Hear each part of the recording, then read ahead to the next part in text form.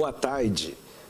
Sejam bem-vindos, sejam bem-vindas a mais um Pausa para a Educação, que vem na TVI trazer para você informações sobre educação. Eu sou o professor Jovir Filho e estamos voltando hoje a fazer o nosso programa ao vivo. Nós ficamos um período de férias aí reprisando episódios anteriores, né, do nosso programa, e hoje voltamos com o programa ao vivo. Afinal de contas, voltaram as aulas. Se você quiser entrar em contato, os nossos canais estão disponíveis para você. É o WhatsApp pelo 997840955 e o e-mail, que nós fizemos uma pequena mudança. Não, ao invés de usarmos o e-mail do Pausa para Educacau, vamos passar a usar o meu e-mail direto, que é jovir@hotmail.com.br. Não se esqueçam do .br, porque normalmente os e-mails do Hotmail é só .com. Se você mandar jovir@hotmail.com, vai mandar para uma empresa lá da Espanha, né? Eles não sei se eles vão poder responder as questões levantadas, mas sugestões, críticas, informações gerais sobre educação são sempre bem-vindas pelo WhatsApp ou pelo e-mail. Eu quero voltar às nossas conversas, né, de sexta-feira, e que são reprisadas ao longo da semana, falando de 2017 no seu começo com relação à educação. A educação, se a gente for conversar com qualquer pessoa, normalmente, eu vou pegar até um exemplo mais prático, qualquer tema de redação que a gente tenha e que expresse alguma situação, problema, a grande maioria dessas situações, problemas, são apontadas no final, que são resolvidas através da educação. Problemas sociais, problemas de economia, problemas gerais, né, do meio ambiente, de conscientização, são sempre pautados que a educação, inclusive a saúde, as questões de saúde e segurança pública, vão ser resolvidas através da educação. Então, o que significa a gente dizer? A gente concordar que realmente precisamos mudar através da educação e após ano após ano, nós não vemos mudança alguma. Os governos entram, os governos saem, os governos se perpetuam e a educação fica ao sabor de quê? Quem que pode promover essa mudança?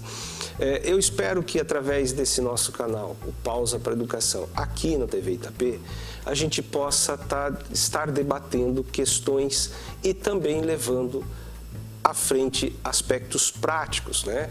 Que a gente leve para o cotidiano, para o dia a dia, mudanças. Essas mudanças só vão acontecer num trabalho coletivo. Eu, particularmente, tenho conversado com várias pessoas que fazem aula comigo e já voltaram, e fazendo proposta de conversa com outras pessoas também, estou decidido a fazer o máximo possível pela educação, principalmente a educação em Itapetininga. Nós precisamos cuidar porque o que acontece?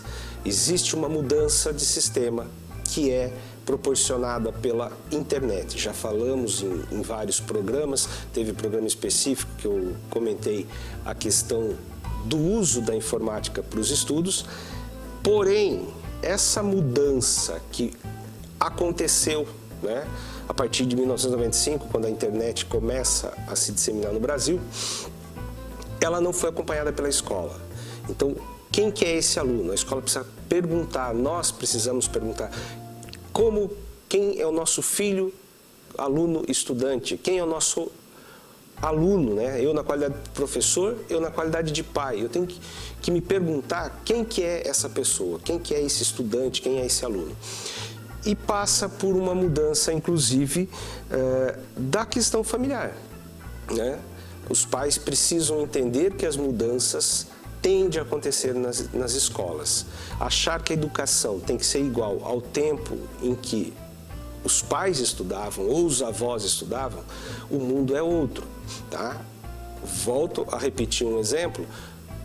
40 anos, mais até um pouco, uma grande empresa chegava a ter 40 mil funcionários. Hoje ela pode ter 100 funcionários e ela é do mesmo porte daquela de 40 mil. A questão é que antes nós tínhamos uma produção em série, muita gente, muita mão de obra necessária, o conhecimento era mecânico, as pessoas só precisavam decorar o que elas tinham que fazer na linha de montagem. Hoje não, as pessoas precisam entender os processos, saber da lógica, ter conhecimento, estudos, e menos gente são menos pessoas necessárias para a produção. Então, o destaque está no conhecimento. Mas o conhecimento é de conteúdo? Não, cito também o exemplo de uma palestra que eu tive em 1996 ou 97, não consigo precisar, dentro da Universidade de Campinas, a Unicamp. A Procter & Gamble, que é da Johnson e várias outras marcas, eles foram fazer um treinamento, né, para recrutar trainees, que são os estagiários de nível superior dentro da empresa. E eles disseram que não queriam alunos nota 10, tá? Isso em 96, 97, eles falavam que não interessava o aluno que era bom de nota. Porque o aluno bom de nota esquece da vida, ele sabe muito conteúdo, mas ele não tem traquejo. Então, vamos pensar que já não é mais mecânico, já não importa tanto o conteúdo, nós temos que investir no olhar crítico dos nossos filhos. Eles têm que saber procurar informação e trabalhar com ela, muito mais do que guardar essa informação a qualquer custo. Por isso, os materiais precisam mudar. Os materiais didáticos é urgente que se reveja. Até tem escola, né, que de um sistema importante do país, em que o material didático, né, o livro, o texto, base, é chamado de intocável, né? São os intocáveis. Por quê? Porque os alunos não leem o conteúdo antes da aula e nem depois da aula. Ah, o meu filho lê. Talvez se o seu filho ou filha lê, são 1 de 100, né? Ou 1 de 1000. Infelizmente, Então, peraí, se investe em material didático, se investe um custo, porque ele traz uma marca. E para que serve esse conteúdo? Para que serve essa marca? Para se repetir sempre as mesmas coisas. E daí os alunos cada vez sabem menos, cada vez adquirem menos conhecimento. Tá? Eu estou falando isso, já venho repetindo, desde o começo dos nossos programas, né? Os alunos têm chegado até mim, né? Eu trabalho normalmente com aluno que me procura por causa de pré-vestibular ou que está ali no ensino médio querendo algum resultado para as provas, né, mesmo. Esse aluno cada vez vem com menos bagagem. Ele fez as provas, ele passou de série, de ano letivo, mas não carregou de um ano para outro o conhecimento. E o que está pegando mais hoje em dia, né, que eu percebo mais claramente, é o conhecimento de 1º a 5º ano. O professor da educação básica, né, principalmente o da educação infantil, ele não consegue suprir, né, o conteúdo por várias razões. Vai ter algum programa que eu vou comentar sobre isso, porque eu acho que uma das maiores injustiças, já falei em certos programas, é em cima do professor de educação infantil, tá? Mas nós precisamos olhar para isso, na qualidade de pais, na qualidade de professores. Nós precisamos, juntos, mexer com esse sistema, reconhecer que ele é falho, né, que ele não está atendendo e pensar algo novo, pensar algo para o hoje, né, para o nosso aluno hoje, quem é o nosso filho. E daí? Os sistemas têm uma grande questão a ser pensada, rapidamente para a gente terminar esse bloco. Sistema público e sistema privado, eles são regidos pelo mesmo documento do MEC. No entanto, a conduta dentro de um é diferente de outro. Cada vez mais estão se equiparando. Houve um momento que o sistema público era muito melhor, porque praticamente não existia o sistema privado. Daí houve uma campanha política lá na década de 70, né, que para tornar a educação um produto, né, comercializável, e daí crescem as marcas privadas e elas chegam e elas ultrapassam a escola pública. A escola pública daí ela vai se sucateando, ela vai se deteriorando, porque cada vez se assume o mesmo discurso em torno dela. Significa que não está tudo perdido. A questão, nós temos excelentes professores no sistema público. A questão está na desmotivação. E o sistema privado, hoje, ele está refém da questão do custo. Então, que produto o sistema privado de educação vende? Né? Se está se pagando por quê? Eu acho complicado quando não se tem bem definido. Né? Se paga a escola para quê?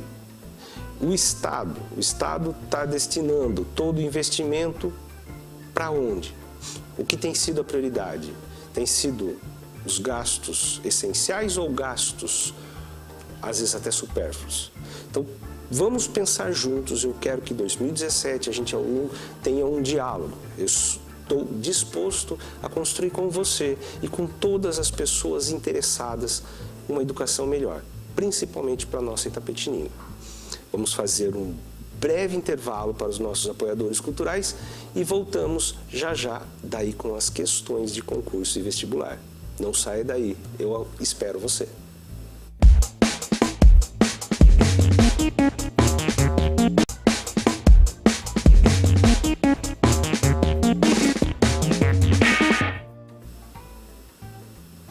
Oi, estamos de volta com o nosso Pausa para a Educação.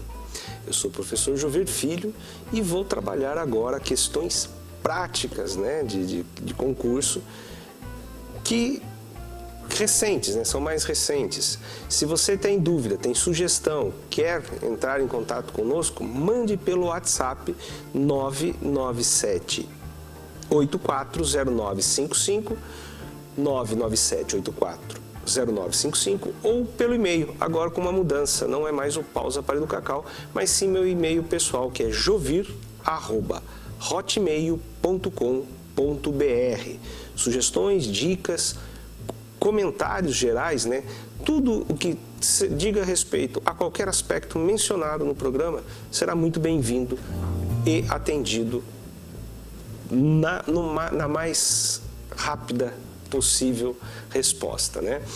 Vejamos, eu quero falar agora sobre uma questão de língua portuguesa. Eu tenho constantemente mencionado que não precisamos nos preocupar com conteúdos, né? Saber o que é uma oração subordinada, o que é uma oração adjetiva, se ela é adverbial, se ela é substantiva. No entanto, nós precisamos ter certos conhecimentos, certas noções da estrutura sintática. A melhor forma de estudar disparado, para estudar a língua portuguesa, é fazer exercício. Tá? Eu comentei no primeiro bloco a questão dos materiais didáticos, eles precisam repensar isso. Precisa saber que a prática e a reflexão sobre a prática, não é a plática do Cebolinha, né? A reflexão sobre reflexão plática. Essa coisa da nossa mente, ela trabalha com associações e a gente, às vezes, tem esses trava-línguas. Para estudo, acontece muito, a gente lê e processa não exatamente como deveria processar sempre. Por isso, não é a quantidade de estudo, é a qualidade. Então, como eu estava dizendo, nós precisamos reformular, que o aluno reflita sobre o que ele está aprendendo, sobre o que ele está fazendo. Isso é mais importante. Vamos para a tela que eu trouxe para vocês? Vamos lá. A oração sublinhada exerce a função de sujeito no seguinte período. Então, eu tenho a alternativa A, que é: parece que o mito da tolerância já não se sustenta entre nós. Na letra B, a internet derrubou a crença de que somos tolerantes. Na letra C, as redes sociais deram vazão à intolerância, já que se notava nas ruas. E letra D, uma vez disseminados, os preconceitos vão revelando nossa intolerância.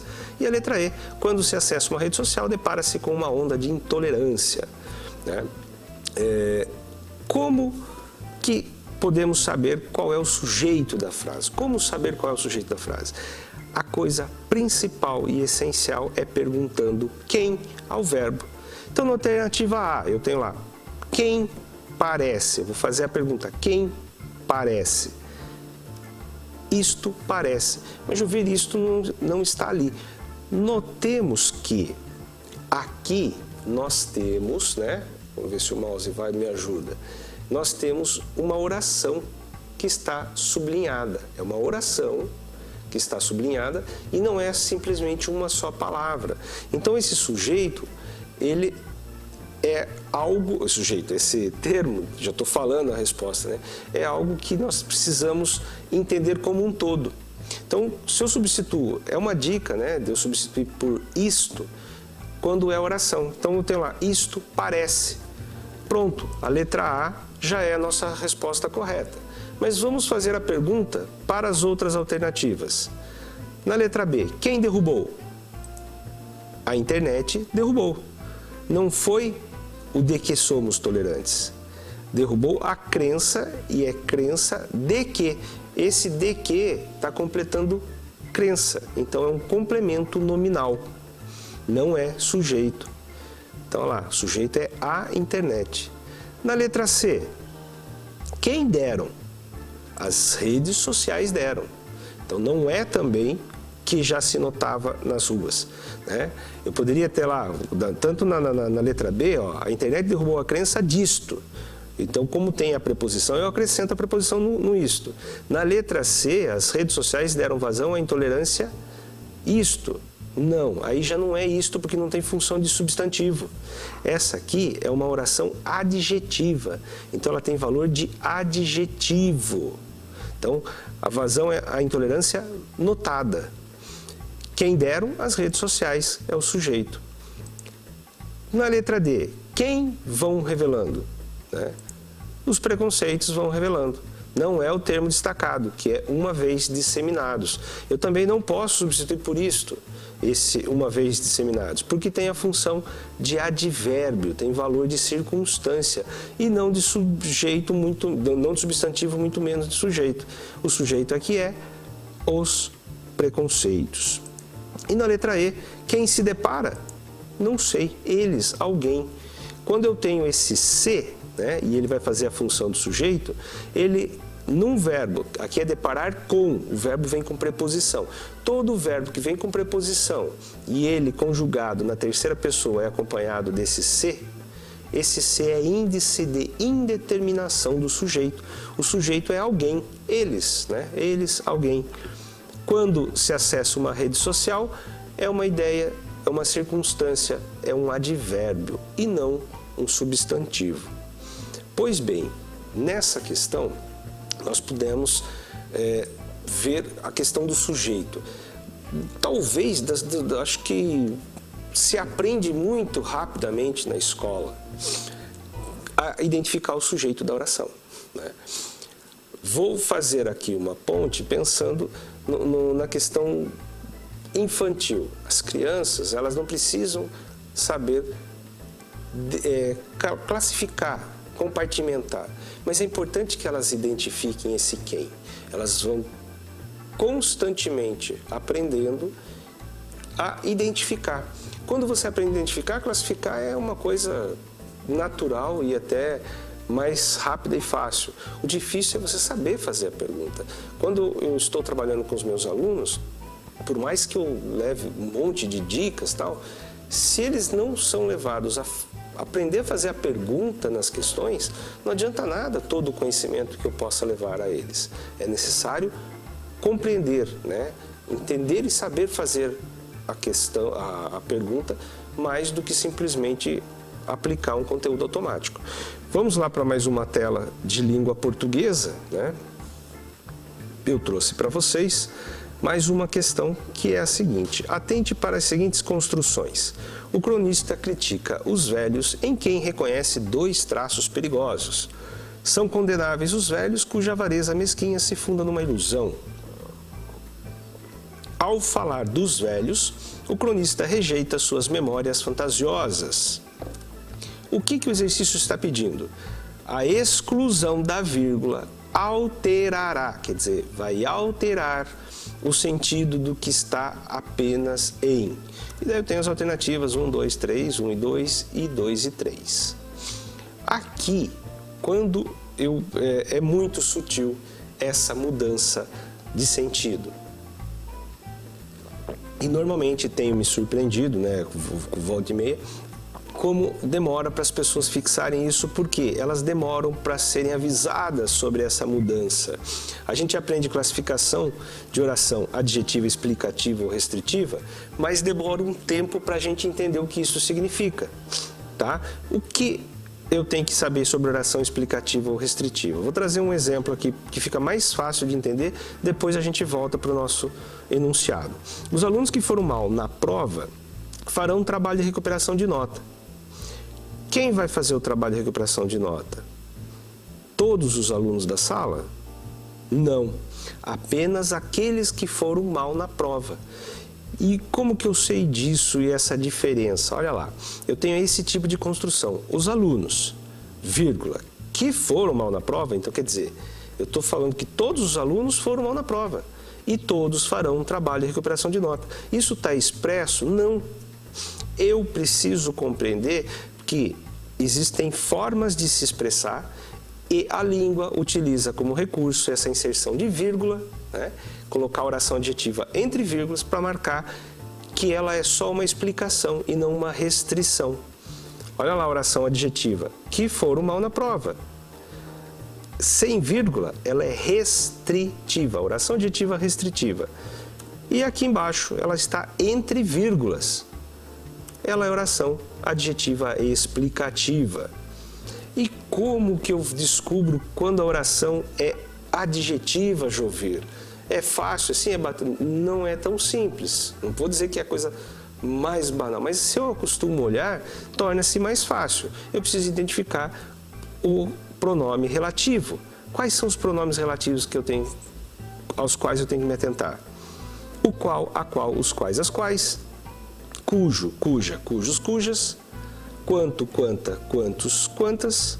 O que normalmente é sinônimo de o qual, a qual, os quais, as quais. O quem, que daí quando se refere a pessoas. E o onde, que ele é advérbio, ele é um advérbio, mas ele funciona como, pode ser classificado como advérbio relativo, mas também como pronome relativo. Então, onde que eu tenho no enunciado? Eu tenho o quem é pronome relativo. Então, essa oração, ela é explicativa, se eu tirar vírgula, ela passa a ser restritiva. O cuja também é pronome relativo. E vai acontecer a mesma coisa. Já na frase 3, eu tenho apenas um advérbio que, se eu desloco, é só questão de ênfase e não mudança de sentido. Então, correta 1 e 2. Né? Eu já vou direto, para a gente dar tempo de fazer pelo menos uma questão de matemática, eu já vou ficar direto na tela de matemática. Lembrando que ao pé, né, da nossa tela, a gente tem os contatos que são o WhatsApp, né, 997-840955 ou o e-mail jovir@hotmail.com.br. Tendo dúvidas sobre essas questões, quiserem maiores explicações sobre esses temas, sobre sujeito, classificações, sobre essa questão da alteração de sentido por pontuação, basta entrar em contato por esses canais. Vamos à questão de matemática que eu trouxe para vocês hoje. Relativamente às 76 pessoas que havia atendido ao longo de certo dia, um técnico da Secretaria da Fazenda do Estado de São Paulo observou que 1/3 do número das pessoas atendidas pela manhã eram do sexo masculino e 2/5 do número das atendidas à tarde eram do sexo feminino. Há umas pausas, às vezes, que eu tenho que tomar água para suprir a fala, né? O que mais que eu tenho de informação? A quantidade de mulheres atendidas no período da manhã era igual à de homens atendidos à tarde, né? A quantidade de mulheres de manhã igual à quantidade de mulheres à tarde. Assim sendo, é correto afirmar que nesse dia tal técnico atendeu, daí tem as alternativas. 4 mulheres a mais do que homens, 6 homens a mais que o número de mulheres, homens e mulheres em quantidades iguais, 32 homens no período da tarde, 12 mulheres no período da manhã. O que eu tenho que pensar aqui? Então, eu tenho que, primeiramente, compreender que eu tenho 76 pessoas. Eu tenho que entender, né, que eu tenho 1/3 são homens. Tá lá, 1/3 pela manhã, homens. 2/5 da tarde, sexo feminino. Então, destacado, e além disso, que a quantidade de mulheres da manhã é igual à quantidade de homens da tarde. Assim sendo, eu já tenho esses destaques. 1/3, 2/5, são X pessoas pela manhã e Y pessoas pela tarde. Assim, X mais Y é o total de pessoas que está lá em cima, a primeira informação. Homens da manhã é 1/3 de X, então mulheres da manhã é o valor complementar, 2/3 de X. Mulheres da tarde são 2/5 de Y, homens da tarde é o complementar, 3/5 de Y. Complementar o quê? 1/3 mais 2/3 dá 3/3, que é 1 inteiro. 2/5 mais 3/5 são 5/5, que dá 1 inteiro. Assim, 2/3 de X, né, é igual a 3/5 de Y, porque a quantia de mulheres da manhã, 2/3 de X, é igual a 3/5 de Y. Faço 2 multiplicando pelo 5, ele está multiplicando, passa lá embaixo, dividindo, e o 3 que está dividindo passa lá acima, multiplicando. Então temos X é igual a 3 vezes 3 sobre 2 vezes 5. X é igual a 9/10 de Y. Substituindo lá na equação X mais Y é igual a 76. Tenho 9/10 de Y mais Y é igual a 76. Multiplico tudo por 10. Por que multiplicar tudo por 10, Juvir? Para eliminar essa fração. Porque é como se estivesse tirando o mínimo múltiplo comum entre o 10 e o 1. Né? Porque embaixo do Y sozinho é 1, embaixo do 76 também. Então fica 9Y mais 10Y é igual a 760. 19Y é igual a 760, Y é 760 dividido por 19, que dá 40. Então já descobri que pela manhã foram atendidas... pela tarde, foram atendidas 40 pessoas e pela manhã 36 pessoas. Fazendo lá 1/3 da manhã são 12 homens, 2/3 da manhã são 24 mulheres. São 16 mulheres à tarde, que são os 2/5 de Y, e são 24 homens à tarde, os 3/5 de Y. Separadas essas informações, agora a gente pode olhar para as alternativas. Assim sendo, é correto afirmar que, nesse dia, tal técnico atendeu quantas pessoas? 4 mulheres a mais que o número de homens? Sim, eu tenho 36 homens e 40 mulheres, então são 4 mulheres a mais. A alternativa A já é minha alternativa correta. Pois bem, hoje fizemos 3 questões, né, 2 de língua portuguesa e uma de matemática. E essa de matemática, ela não é uma questão simples, né? Peço licença para tomar uma água. E todos os professores, eu recomendo, é importante cuidar da saúde. Eu acho que teve um programa, inclusive, que eu destaquei, que a principal causa de afastamento de professor, né, por invalidez, é a corda vocálica, é o calo vocálico. Que isto acontece porque quando o professor, porque a nossa principal ferramenta para levar em sala de aula o conhecimento é a voz, então a gente tem que preservá-la. Muita maçã, principalmente, muita água, evitando ao máximo possível chocolates, coisas gordurosas, quando for dar aula. E também não cair no engano que é as balas de menta, porque elas relaxam e a gente acaba forçando demais a voz durante o uso. Então, voltando à questão, nós temos essa questão de matemática, ela é trabalhosa, porque eu tenho que ter uma estratégia de atribuir X para amanhã e Y para tarde. E daí isso é questão de leitura.